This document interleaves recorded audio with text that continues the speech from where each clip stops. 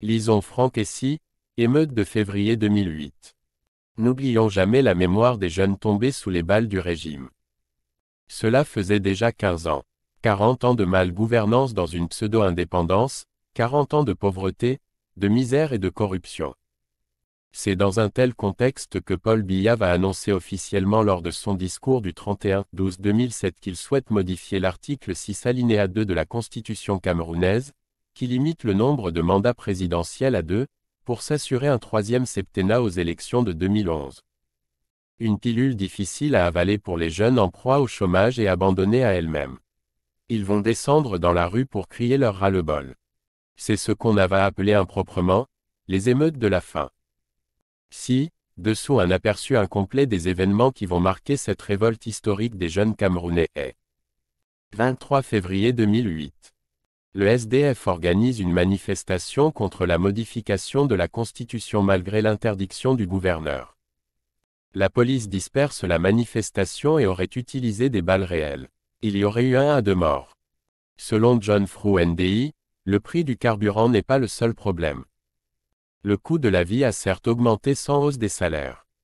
Mais, selon le leader du SDF, c'est le projet d'une modification de la Constitution par Paul Biya, afin que le chef de l'État puisse se représenter en 2011, qui fâche les populations. 25 février 2008. Début de la grève de taxi. 2 personnes ont été tuées dans le quartier de Bessang selon l'AFP. Des affrontements dans le quartier de Bonabéry font 4 morts. 26 février 2008. Des émeutes se déclenchent à Limbé, Bamenda, Bouéa et Bafoussam. 1 mort signalé à Bafoussam et un autre à Douala. Tard dans la nuit, les syndicats de taxi et le gouvernement signent un accord au terme duquel le super baissera de 6 FCFA et les autres carburants de 5 FCFA. Les syndicats de taxi appellent leurs adhérents à la reprise du travail dès le 27 février 2008. 27 février 2008. Malgré les appels à la reprise du travail, quasiment aucun taxi n'a repris, les concessions étant jugées largement insuffisantes par la population. Des émeutes sont signalées à Yaoundé, Biémassi et Briqueterie. Forte descente de l'armée à l'université de Yaoundé dans la soirée. À Douala, des manifestants présents sur le pont de Bonabéry sont contraints de se jeter dans le Wouri par la police qui tire à balles réelles. Les bilans font état de dizaines de morts par noyade. Ailleurs à Douala et dans d'autres villes du Cameroun, diverses sources signalent une trentaine de morts par balle. 2000 manifestants défilent à Douala pour réclamer une baisse des prix des denrées de base. Le président intervient à la télévision nationale. 28 février 2008. 3 morts dans des affrontements dans la province de l'Ouest. Calme relatif à Douala et Yaoundé, mais peu de circulation. L'armée a fermé et confisqué le matériel de la radio Magic FM.